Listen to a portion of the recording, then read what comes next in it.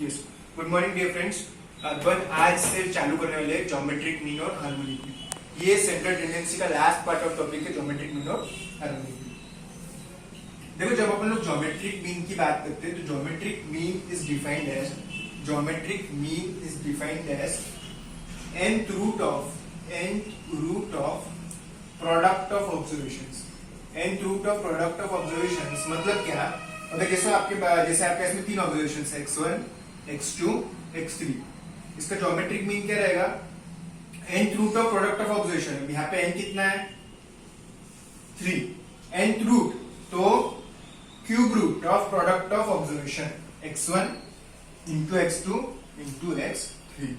समझ में आ रहा है? अगर अपने इसमें तीन नंबर्स 2, 4, 8, इसका ज्योमेट्रिक मीन रहेगा 2 इंटू 4 इंटू 8 का क्यूब रूट। समझ में आ रहा क्या? 2 into 4 into 8 to the power 1/3, 2 raise to power 1, 2 raise to power 2, 2 raise to power 3 whole to the power 1/3। That is equal to 2 raise to power 3 plus 2 5, 5 plus 1 6/3, 2 raise to power 2 that is 4। समझ में आ रहा है? तो इसका geometric mean आ गया। तो geometric mean of any numbers is defined as nth root of product of observations। nth root of product of observations। तो अपन कुछ एग्जांपल्स देखते हैं।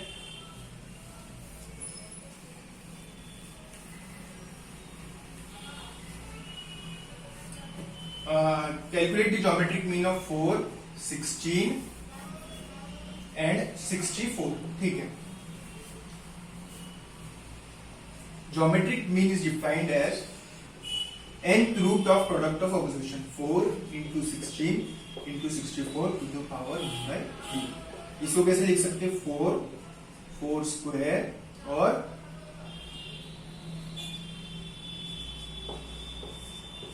1/3। अब इंडाइसेस क्या बोलता? a raised to power m into a raised to power n into a raised to power p ऐसा रहता था। तो a raised to power m plus n plus p, ये इंडाइसेस के रूल है। एक और रूल है, a raised to power m whole raised to power n is written as a raised to power m into n। Therefore 4 to the power 1 plus 2 plus 3 to the power 1/3। 3, 4, 5, 6। समझे कि आप लोग क्या करने का? Simply you need to multiply the terms and take the nth root. n3 है तो 3 root, n4 है तो 4 रूट, 2 है तो 2 रूट। ठीक है।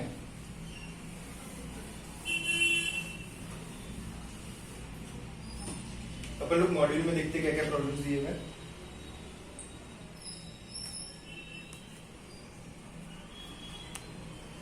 Find the GM, example number 15.1.13। Find the GM of 3, 6 and 12। Find GM of 3, 6, 12। कैसे रहेगा? GM is equal to 3 into 6 into 12 to the power 1/3। कैसे करने का? 3 into 6 into 3 into 3 into 2 into 3 into 2 into 2। अब ये 3 है तो बाहर आ गए 3, ये 3 है, ये बाहर। समझ में आ गया क्या? 6 इसका GM। क्यूब रूट रहता ना तो अंदर 3 रहे तो 1 बाहर आएगा, 3 3 बार है तो 1 3 बाहर आ गए, 2 3 बार है तो 1 2 बाहर आ गए, 3 इंटू 2 6। समझ में आ गया? 15.1.3।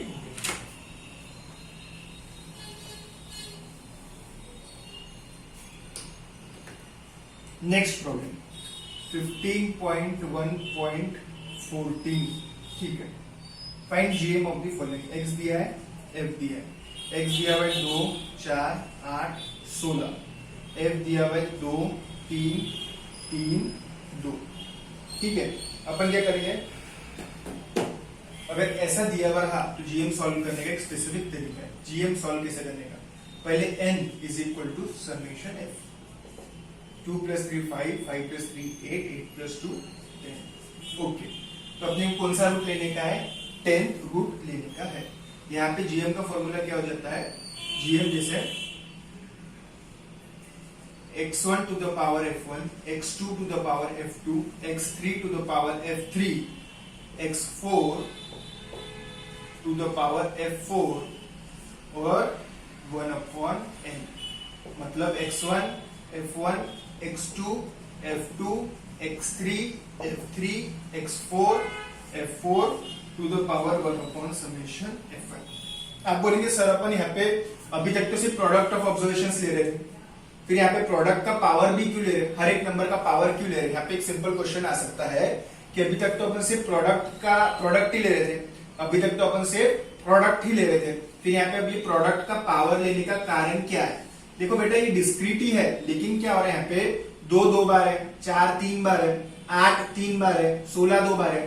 तो इसका मतलब क्या है, यहाँ पे हर नंबर एक पर्टिकुलर फ्रीक्वेंसी के टाइम से, इसके लिए अपन हर नंबर को फ्रीक्वेंसी के साथ में ले रहे हैं। हर नंबर यहाँ पे सिंगल रहता रहा, तो अगर यहाँ पे 2 3 3 2 के बदले 1 1 1 1 रहता था तो यहाँ पे f रहता रहा क्या? नहीं। यहाँ पे लेकिन 1 है क्या? नहीं। यहाँ पे 2 3 3 2, मतलब यहाँ पे हर एक नंबर, कोई नंबर 2 बार है, कोई 3 बार है, कोई 3 बार है, कोई 2 बार है। तो यहाँ पे हर नंबर एक पर्टिकुलर टाइम ऑकर हो रहा है। तो ऐसे इसमें अपन ऐसा करके 2 raised to power 2, 4 raised to power 3, 8 raised to power 3 और 16 raised to power 2 कैसे सॉल्व करेंगे? 2 raised to power 2, 4 raised to power 3, 8 raised to power 3, 16 raised to power 2, 2 raised to power 2, 2 raised to power 2 whole to the power 3, 2 raised to power 3 whole to the power 3, 2 raised to power 4 whole raised to power 2, 1/n। क्या करा मैंने? इसको 2 के terms में लिख लिया ताकि आप ऐड कर सके। 2 raised to power 2 plus 2 raised to power 6 plus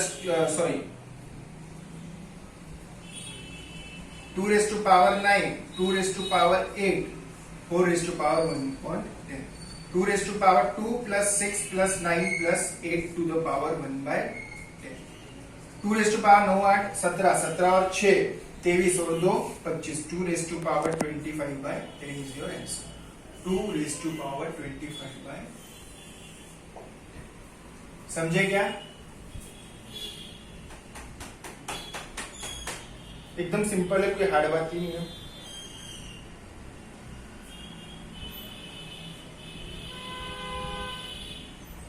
और अपन कुछ एग्जांपल्स देखते हैं सिमिलर टाइप्स के।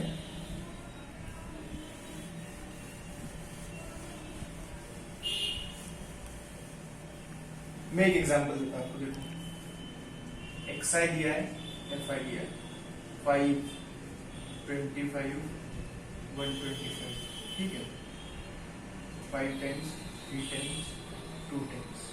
इसको कैसे सॉल्व करेंगे? Find the gn। Geometric mean is equal to xi fi, ठीक है, समेशन xi fi करते हैं और टू द ऐसा लिख लो ना, x1 f1 x2 f2 x3 f3 to the power 1/f1 plus f2 plus f3। समझ में आ रहा क्या? इसको ऐसा लिखते थे अपन लोग, gm is equal to summation xi fi to the power summation fi, ठीक है। 5 raised xi to the power fi है।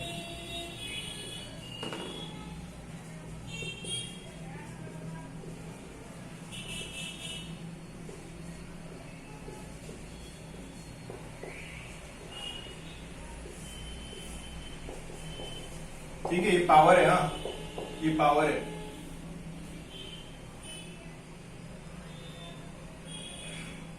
ठीक है, इसको आप सॉल्व कर सकते हैं।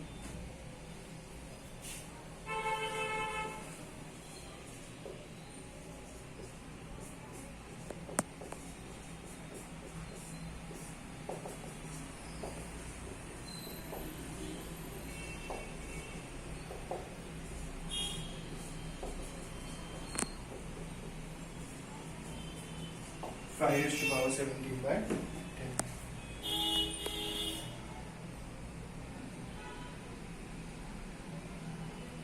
इस तरीके से आप लोग सॉल्व कर सकते हैं। सिर्फ ये पावर इतना ध्यान में रखना, बहुत से लोग इसको मल्टीप्लाई कर लेते हैं, मल्टीप्लाई करना नहीं है। और यहाँ पे मैंने इंडेक्सेस के रूल्स लगाए हुए हैं। ठीक है, नेक्स्ट प्रॉब्लम।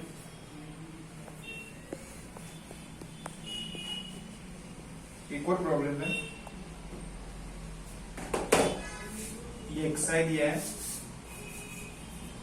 ये एफ आई दिया है, 4, 16, 64, 2, 3, 2, find GM. GM is equal to x1, f1, x2, f2, x3, f3 to the power 1 upon summation f5. 4 to the power 3, 16 to the power 2, 64 to the power 2 to the power 3, 4, 7, 4 to the power 3, 4 square का square, 4 cube का square to the power 1 by 7. 4 cube plus 4 to the power 4, 4 to the power 6, ये multiply होता है, 6, 4, 10, 3, 13, answer है 413 by 7। समझ में आ रहा है कि आप लोगों को जीएम इस तरीके से सॉल्व करना।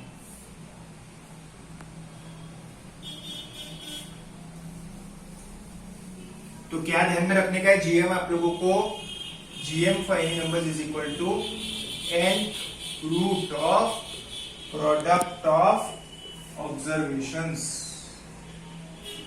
nth root of product of observations, ये आप लोगों का जीएम का डेफिनेशन है।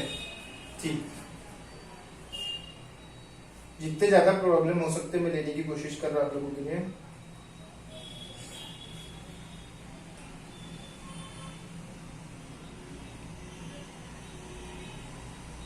सेट बी के अंदर, सेट बी में एक क्वेश्चन है, क्वेश्चन नंबर आप लोगों के लिए है वो 4, find the GM of 8, 24 and 40। कैसे करते हैं, cube root of 8 into 24 into 40। अब क्या करने का, आगे जाके इसको खोलने का ब्रैकेट्स में। 8 को कैसे लिखते देखो, 8 इंटू 8 इंटू 3 इंटू 8 इंटू 5, 3 8 है तो एक 8 को बाहर ले लिए, फिर क्यूब रूट ऑफ 15, समझे ना, 8 cube root of 15, option number C. छोटे छोटे क्वेश्चन से एकदम इजी है।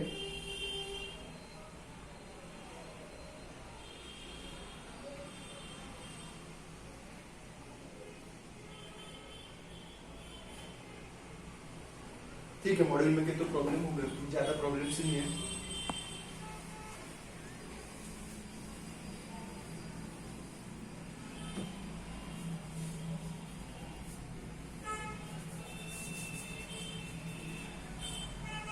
नेक्स्ट अपन लोगों का टॉपिक अभी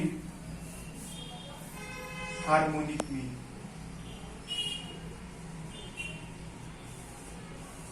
ठीक है, हार्मोनिक मीन अपन आज देखते फॉर डिस्क्रीट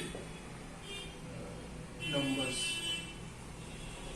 ठीक है, harmonic mean for discrete numbers देखने से पहले अपन लोग क्या करते हैं, एक बार हार्मोनिक मीन मतलब समझ जाते हैं। आपको मालूम है क्या हार्मोनिक मीन मतलब क्या रहता था? देखो, हार्मोनिक मीन के बारे में अपन लोगों ने लिखा हुआ है, वो हार्मोनिक ऑसिलेशन रहता है।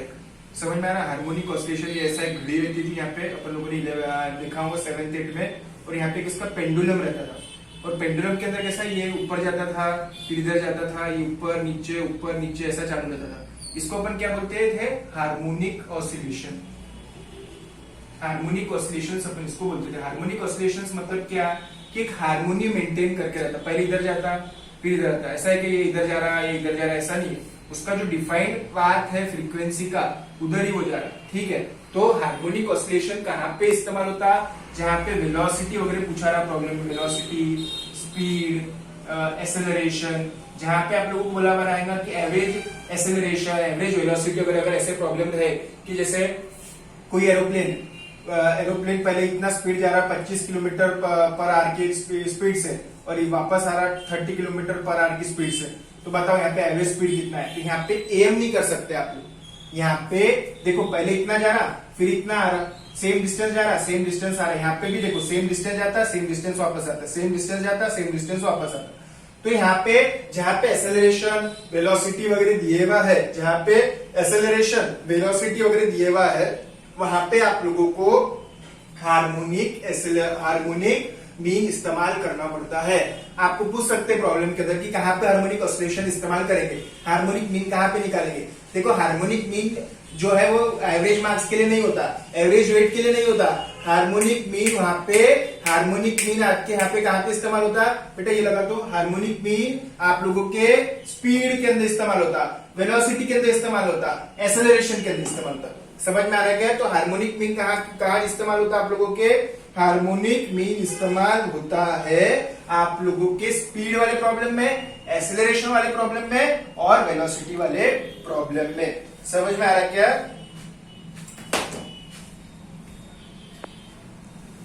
स्पीड, वेलोसिटी, एसेलरेशन, यहाँ पे हार्मोनिक मीन इस्तेमाल होता है। तो जहां पे वेट कैलकुलेट करने का, average weight, average marks, average height, यहाँ पे क्या इस्तेमाल करना आप लोगों ने, अरिथमेटिक मीन।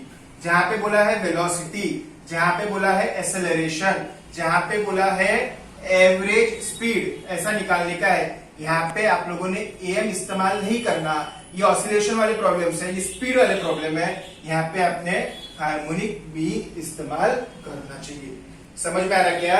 यहाँ पे आप लोगों ने हार्मोनिक मीन इस्तेमाल करना चाहिए। ठीक है, अब हार्मोनिक मीन यहाँ पे निकालने का तरीका क्या है?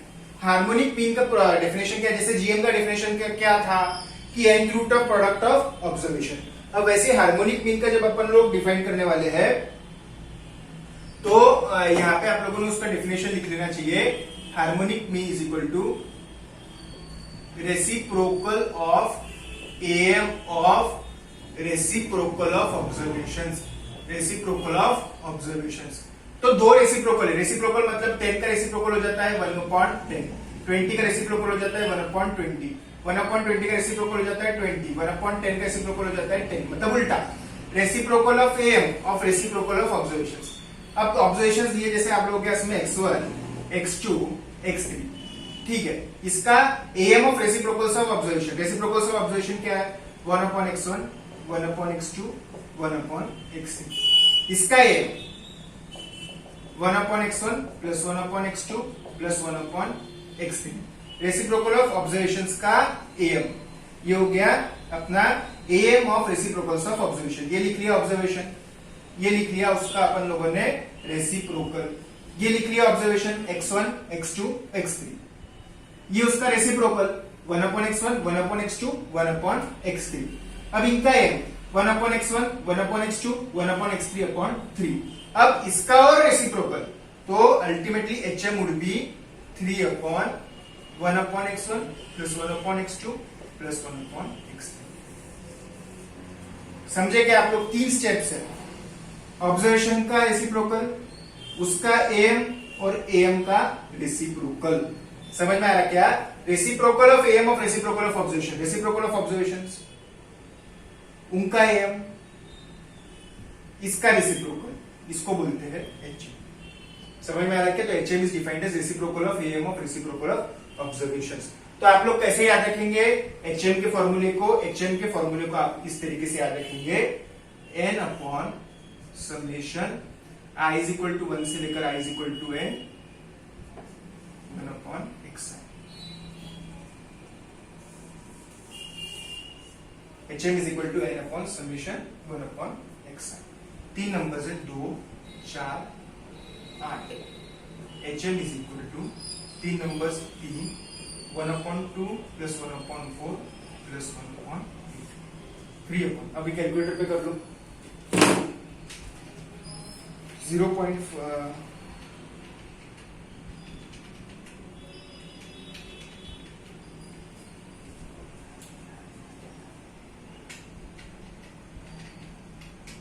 3 divided by 0.875, 3.3। समझे क्या? और एक एग्जांपल देखो, कुछ भी नहीं है बेटा, रेसिप्रोकल का सम करने का है। HM of 5, 10 and 1। HM is equal to कितने नंबर्स है? 3, 1/5 प्लस 1/10 प्लस 1/1, 3 डिवाइडेड 1/5 मतलब 0.2 प्लस 0.1 प्लस 3 डिवाइडेड बाय 1.3। आप बोलेंगे सर कैलकुलेटर में कर सकते हैं क्या? हाँ, 3 डिवाइडेड बाय 1.2.